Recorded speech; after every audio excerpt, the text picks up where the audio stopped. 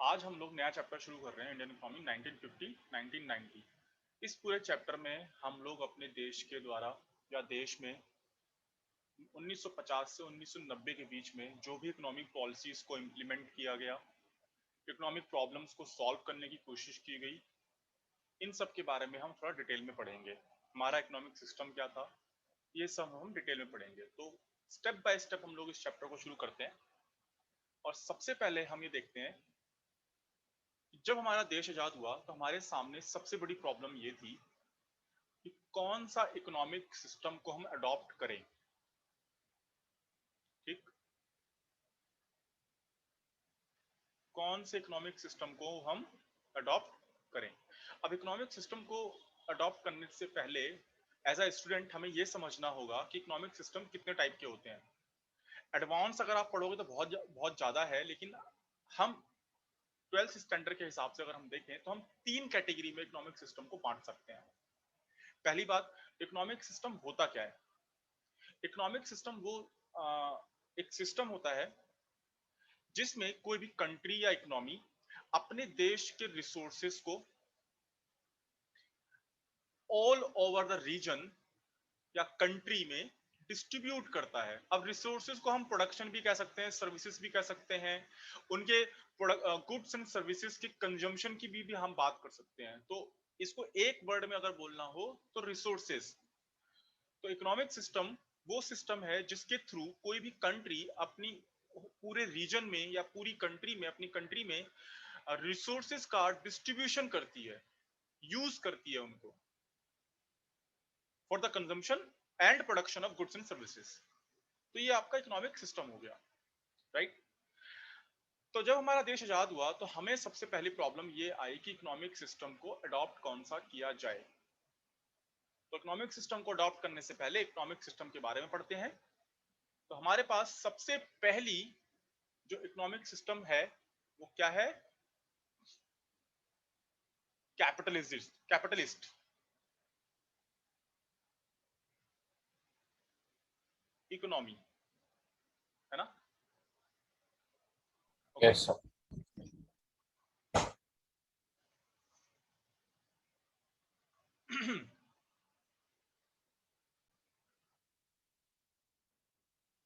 N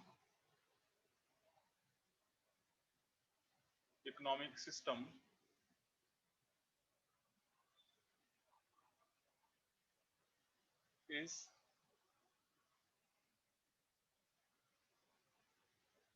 is a mean by which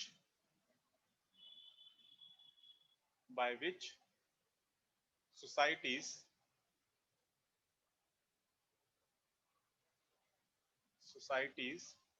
or government organize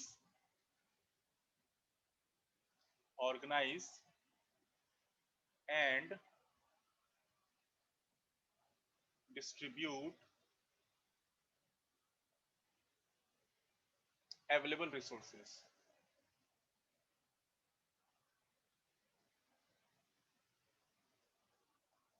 Resources, services, goods, productions, whatever, across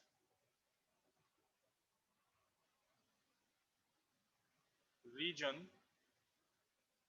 or country. Okay, तो economic system हो गया। तो हमने कहा सबसे पहला हमारा जो इकोनॉमिक सिस्टम है वो कैपिटलिस्ट इकोनॉमी है। अब मैं आपको कैपिटलिस्ट इकोनॉमी के कुछ मेन फीचर्स आपको बता देता हूं। कैपिटलिस्ट इकोनॉमी को हम फ्री ट्रेड इकोनॉमी भी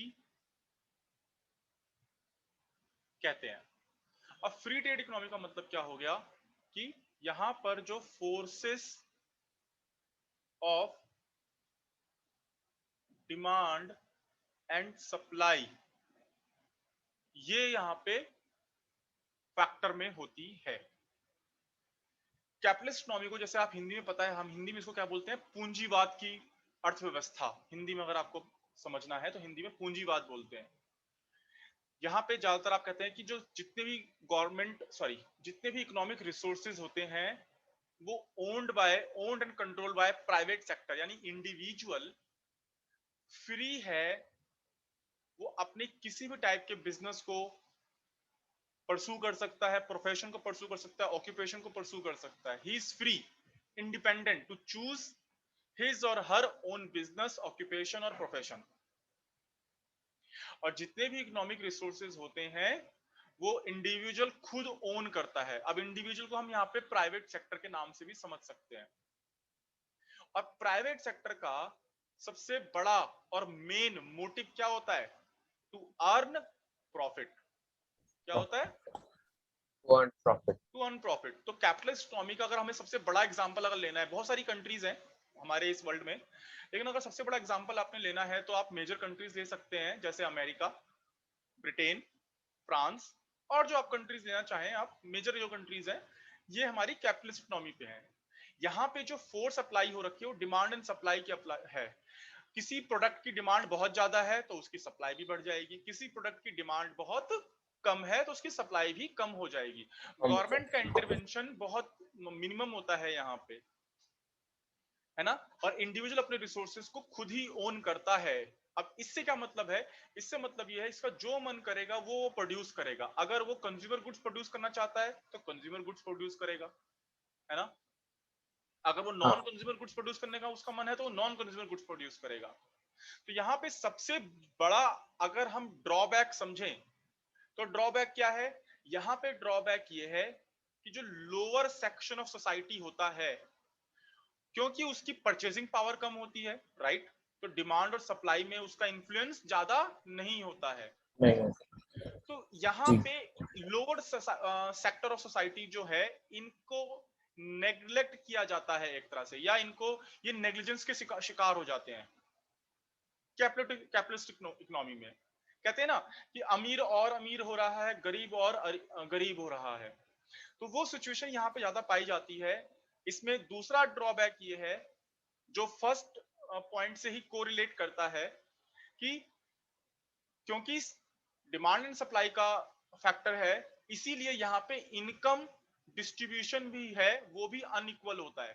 क्योंकि हो सकता है कि कुछ लोग अपॉर्चुनिटीज को अच्छे तरीके से कैश आउट कर पा रहे हो, उनको अपॉर्चुनिटीज आ रही है, उनके पास पैसा है तो उनके पास अपॉर्चुनिटीज भी ज्यादा है। जिसके पास पैसा कम है, जिसके पास रिसोर्सेस कम है, उनके पास अपॉर्चुनिटीज भी कम है ना। कहते हैं कि पैसा है तो और पैसा लगा के और पैसा कमा लिया, इन्वेस्ट करके और पैसा कमा लिया। पर जिसके पास इन्वेस्ट करने के लिए पैसा ही नहीं तो बेचारा वो शुरुआत कहां से करे? तो कैपिटलिस्ट इकोनॉमी ये सबसे बड़े मेजर ड्रॉबैक्स हैं। तो अगर हम इसके इनके सिर्फ फीचर्स को हाईलाइट अगर कर लें तो सबसे मेन फीचर जो है यहाँ पे ये कहेंगे हम कि consumers and producers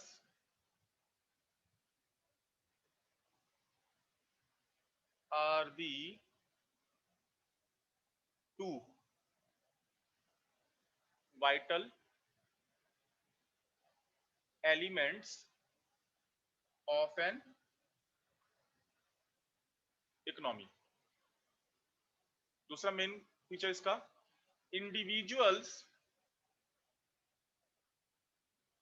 are free to own and control their economic resources.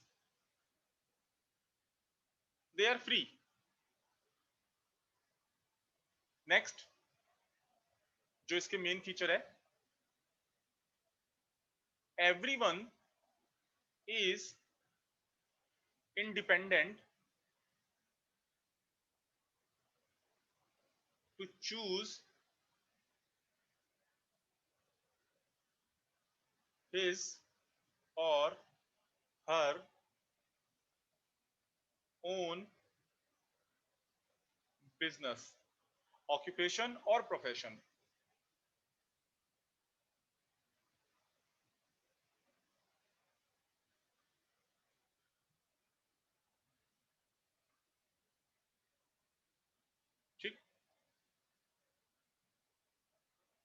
और कैपिटलिस्ट इकोनॉमी एक फ्री ट्रेड इकोनॉमी होती है, तो हमने लिख ही दिया है, ये हमने समझ ही लिया है। तो इसका मेन फीचर यहाँ पे हमने देख लिया कि मेन फीचर ये है, ड्रॉबैक्स भी हमने समझ लिए, फिलहाल हमें इतने डिटेल में नहीं जाना। कैपिटलिस्ट इकोनॉमी क्या होती है यहाँ से हमें पता चल चुकी है ना। अब अगर हम अपना बी पॉइंट देखें, नेक्स्ट हमारे पास जो इकोनॉमिक सिस्टम है वो है सोशलिस्ट इकोनॉमिक सिस्टम।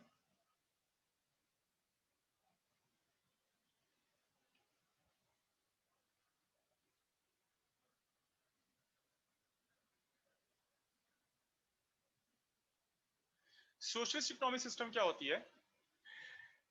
अब इसका अगर हम मेजर कंट्री अगर हम देखना चाहें तो कंट्री से शुरुआत करते हैं, चाइना। ठीक है, बहुत सारे फीचर्स जो है चाइना के ऊपर अप्लाई होते हैं जो हम इकोनॉमिक सिस्टम पढ़ने वाले हैं। यहाँ पे कहा जाता है कि जो भी इकोनॉमिक रिसोर्सेज होते हैं, जितने भी इकोनॉमिक रिसोर्सेज हैं, यानी देश की जो संपदा है, यानी देश की जो प्रॉपर्टी है, संपदा, यानी किसी देश में जो जैसे पेट्रोलियम, कोल, ये और जो नॉर्मल रिसोर्स, नेचुरल और जो रिसोर्सेज हैं, ये सारे रिसोर्सेज कौन कंट्रोल करता है? गवर्नमेंट कंट्रोल करती है, सोसाइटी कंट्रोल करती है। सोसाइटी का मींस गवर्नमेंट बेसिकली, क्योंकि सोसाइटी के द्वारा ही आप एक रूलिंग गवर्नमेंट को ऑप्ट करते हैं और फिर वही गवर्नमेंट सारे के सारे डिसीजंस आपके लिए लेती है ना। तो Yes, sir. सोशलिस्ट इकोनॉमी में जितने भी डिसीजंस हैं, जितने भी रिसोर्सेज हैं, वो owned and controlled by government. और इसका मेजर एग्जांपल चाइना है। चाइना देखो, हर एक चीज में, हर एक सेक्टर में, चाहे वो प्रोडक्शन हो, डिस्ट्रीब्यूशन हो, वो सारी ट्रेड हो, हर जगह चाइना की गवर्नमेंट ही सारे के सारे डिसीजंस लेती है। इवन जो वहां पे उनकी जो प्राइवेट कंपनियां हैं, उस पे भी, जो वहां की ओरिजिनेटेड कंपनीज हैं, उन पे भी चाइना का कहीं ना कुछ कंट्रोल है। ठीक है, वहां पे मीडिया कंट्रोल्ड है, वहां पे टेलीविजन कंट्रोल्ड है, सब कुछ कंट्रोल्ड है। तो हम ये कह सकते हैं कि जितने भी रिसोर्सेज हैं एक इकोनॉमी के, एक कंट्री के, वो सारे के सारे एक सोसाइटी या गवर्नमेंट के द्वारा कंट्रोल होते हैं। तो ये सोशलिस्ट इकोनॉमी होती है। ओके, तो चाइना में मेनली कंट्रोल सब कुछ गवर्नमेंट ही करती है। तो यहाँ पे हम मेन पहला फीचर हमने क्या समझा यहाँ पे, कि socialist economy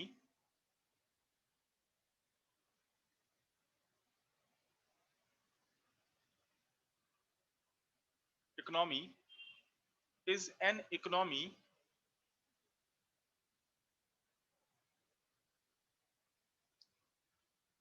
which is owned and controlled by society. और सोसाइटी से मेरा मतलब यहाँ पे एक तरह से गवर्नमेंट आ गया, क्योंकि सोसाइटी जो एक ग्रुप सेलेक्ट करती है, उस ग्रुप को हम बोल लें गवर्नमेंट, बोल लें गवर्नमेंट को, जो उसने सेलेक्ट किया है वही गवर्नमेंट सारे के सारे डिसीजंस लेती है। हाँ. तो economic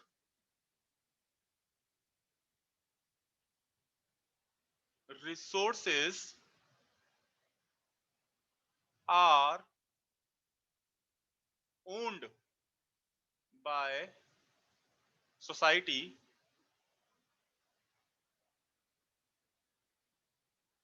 and are used in public interest। देखो, कैपिटलिस्ट इकोनॉमी में क्या था, मेन हमारा था कि सब कुछ controlled by private sector, everything is controlled by private sector. और प्राइवेट सेक्टर का मेन मोटिव क्या होता है? To earn profit. तो जहां उसे प्रॉफिट नजर आएगा वो वहीं पे इन्वेस्टमेंट करेगा। पर सोशलिस्ट इकोनॉमी में हमारा मेन इंटरेस्ट क्या होता है? पब्लिक वेलफेयर, सोशल वेलफेयर जिसे हम बोलते हैं। Yes, sir. तो पब्लिक के इंटरेस्ट में जो भी चीजें होंगी, यहाँ वहां पे हमारे रिसोर्सेज लगाए जाएंगे। ऑन पेपर तो यही बात होती है, ठीक है। लेकिन इसका एक मेजर ड्रॉबैक ये हो सकता है, जैसे आप देखो कि चाइना में भी बहुत करप्शन है ना, और Yes, sir. ट्रांसपेरेंसी नहीं है, पता नहीं चलता, ट्रांसपेरेंट नहीं है चीजें, पता नहीं चलता कि क्या हो रहा है, कितना इन्वेस्टमेंट हो रहा है, because everything is owned and controlled by government. You can not question your government here. यहाँ पे अपनी क्वेश्चन को अपनी गवर्नमेंट को क्वेश्चन नहीं कर सकते। थोड़ा सा कम्युनिज्म वाला यहाँ पे आ जाता है, और कम्युनिस्ट इकोनॉमिक सिस्टम भी एक होती है। अभी अगेन हमें बहुत डिटेल में नहीं पढ़ना है इन सब बातों को, 12th में हमें हमें मेजर 3 ही उसमें पढ़ना है, और ड्रॉबैक पे हमारा ज्यादा फोकस नहीं है। हमारा फोकस तो सिर्फ फीचर्स को समझना है कि हम इकोनॉमिक सिस्टम को समझ रहे हैं। तो यहाँ पे जितने भी इंपॉर्टेंट डिसीजंस होते हैं वो सारे के सारे गवर्नमेंट के द्वारा लिए जाते हैं। कुछ भी काम करना है वो गवर्नमेंट ही डिसाइड करेगी। एवरीथिंग, बड़े से लेके छोटा, स्मॉल स्केल पे हो या लार्ज स्केल पे हो, वो सारा का सारा डिसीजन गवर्नमेंट ही लेती है। और जो यहाँ पे इंडिविजुअल्स होते हैं उनको अपनी प्राइवेट प्रॉपर्टी ओन करने का राइट नहीं होता है। ठीक। ठीक। और जो इकोनॉमी है वो गवर्नमेंट के द्वारा कोई सेंट्रल अथॉरिटी जो ऑप्ट की गई है या कोई प्लानिंग कमीशन बनाया गया है उसके द्वारा इकोनॉमी को मैनेज किया जाता है। सोशल इकोनॉमी के मेन फीचर यही है। तो यहां से हमें सबसे पहले, अगर हम सोशल इकोनॉमी के बारे में पढ़ते हैं तो सबसे पहले दिमाग में यह आता है कि everything is controlled by government. हाँ, ठीक। और economic resources are owned by society and used in public interest. Main इसका आपको सीधा यही समझ में आएगा सबसे पहले। और every decision is taken by government. हाँ, तो हम यहां पे लिख लेते हैं, all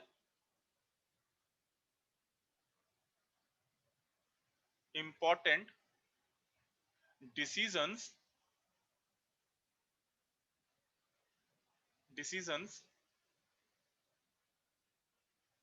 are taken by the government. Second, sorry, next, individuals in the socialist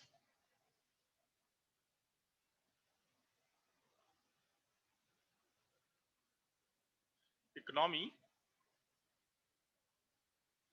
do not have right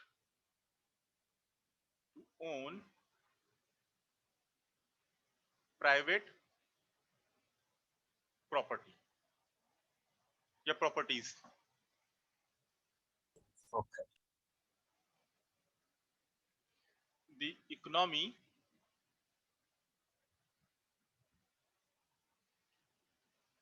is managed by managed and controlled by the central authority. Government के द्वारा जो सेंट्रल अथॉरिटी बनाई गई हाँ, हो वो यहाँ पे मैनेज करती सारा है। कंट्रोल कर। हाँ। ठीक। अब अच्छा, यहाँ पे एक चीज और देख लेते हैं, समझ लेते हैं। देखो, क्योंकि सारे रिसोर्सेज गवर्नमेंट यूज कर रही है तो सबके पास इक्वल अपॉर्चुनिटी है ना, टू अर्न देयर लिविंग। तो यहाँ पे हाँ, जो इनकम इनइक्वालिटी होती है वो बहुत ही इन इज द लीस्ट, यानी बहुत कम पाई जाती है। कि ऐसा नहीं दिखेगा आपको कि कोई बहुत ज्यादा अमीर हो गया और कोई बहुत ज्यादा गरीब है। इनकम इनइक्वालिटी यहाँ पे लीस्ट होती है। ऑन पेपर तो हम यही पढ़ते हैं कि because everything is controlled by government, तो कोई हद से ज्यादा अमीर नहीं हो जाता और कोई हद से ज्यादा गरीब नहीं हो जाता, है ना। तो ये भी इसका एक मेन फीचर हो गया कि इनकम इक्वालिटी इनइक्वालिटी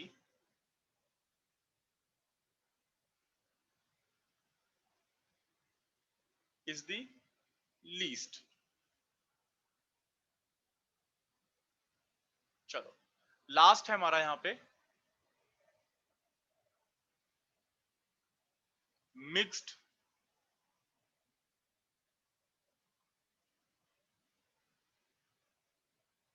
इकोनॉमी।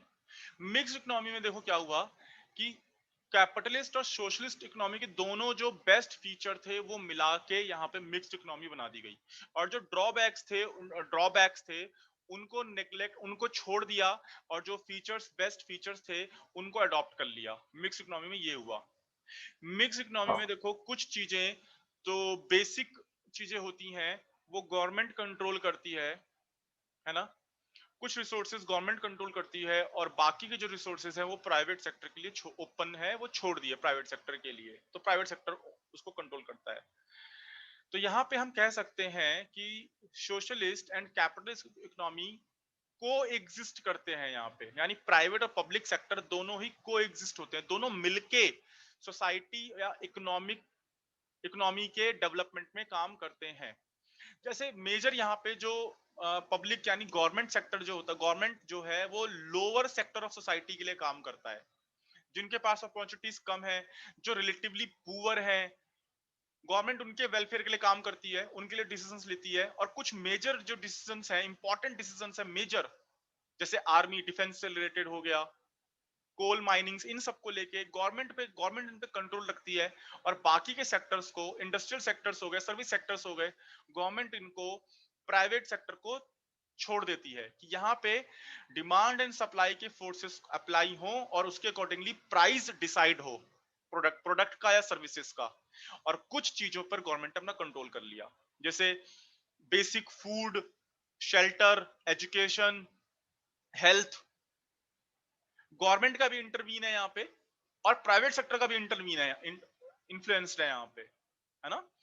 तो हम यहाँ पे yes, sir. समझते हैं कि पब्लिक और प्राइवेट सेक्टर दोनों मिलके इकोनॉमिक डेवलपमेंट के लिए काम करते हैं, और इंडिया ने मिक्स इकोनॉमी को ही अडॉप्ट किया है, जहां पे प्राइवेट सेक्टर भी कोएग्जिस्ट करता है और पब्लिक सेक्टर भी कोएग्जिस्ट करता है।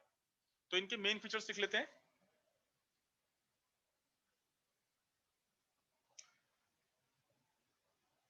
Mixed economy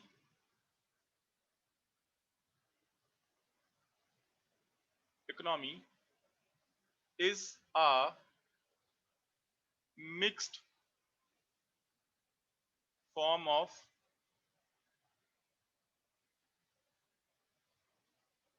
socialist and capitalist economy.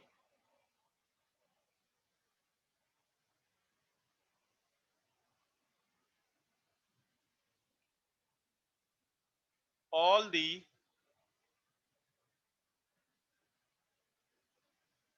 economic, यहां पे हम इसको ऐसे लिख सकते हैं, देखो इसको ऐसे लिखते हैं कि certain economic activities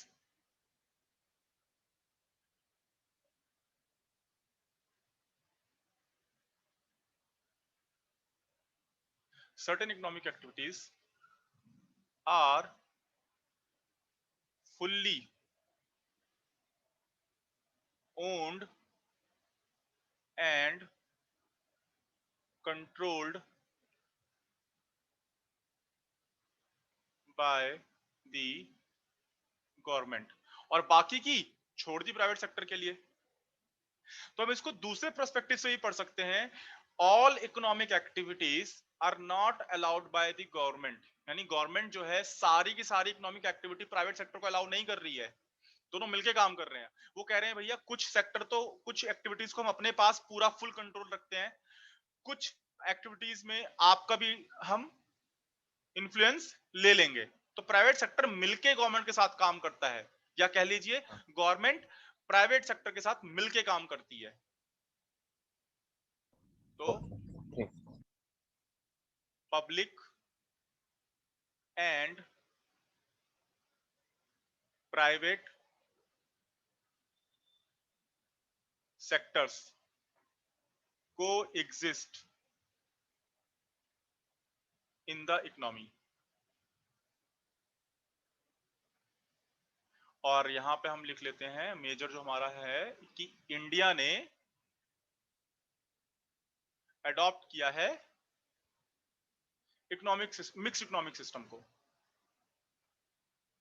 और ये हमारे लिए बेस्ट था भी। अभी हम इसको पढ़ेंगे आगे कैसे। ठीक। तो सबसे पहले हमने मिक्स्ड इकोनॉमी पढ़ा है और हमने इकोनॉमिक सिस्टम को क्यों समझा, जबकि हम तो हमारे चैप्टर का नाम है इंडियन इकोनॉमी 1950 टू 1990। तो हमने इकोनॉमिक सिस्टम को क्यों पढ़ा? वो इसलिए जब हमारा देश आजाद हुआ तो सबसे पहले हमें वो सिस्टम अडॉप्ट करना था अपने देश पे, क्योंकि उससे पहले तो ब्रिटिश गवर्नमेंट थी। ब्रिटिश गवर्नमेंट ने जैसे भी हमारे देश का एक्सप्लॉयटेशन किया, मिसयूज किया। अब हमारे देश में अपनी खुद की गवर्नमेंट थी, तो इस गवर्नमेंट को सबसे पहले डिसीजन ये लेना था कि हम कौन से इकोनॉमिक सिस्टम को अडॉप्ट करें। और कौन से इकोनॉमिक सिस्टम को अडॉप्ट करने के लिए गवर्नमेंट के सामने सबसे बड़ी प्रॉब्लम जो हर कंट्री को फेस करनी पड़ती है, जिसको आप सेंट्रल प्रॉब्लम के नाम से भी जानते हो, है ना, जिसको आप सेंट्रल प्रॉब्लम के नाम से भी Yes, जानते हो, वो फेस करनी पड़ी। और उस प्रॉब्लम को सॉल्व करने के लिए सबसे पहले आपको इकोनॉमिक सिस्टम अडॉप्ट करना पड़ेगा, तभी आप इस सेंट्रल प्रॉब्लम को फेस कर पाओगे। और सेंट्रल प्रॉब्लम क्या थी? पहली क्या होती है? व्हाट टू प्रोड्यूस, ये आपने 11th क्लास में पढ़ी हुई है।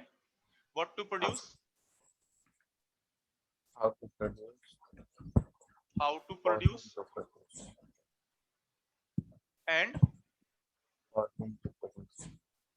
From whom to produce. तो इन प्रॉब्लम्स के अकॉर्डिंगली इंडियन गवर्नमेंट ने मिक्स्ड इकोनॉमी को अडॉप्ट किया। वाई?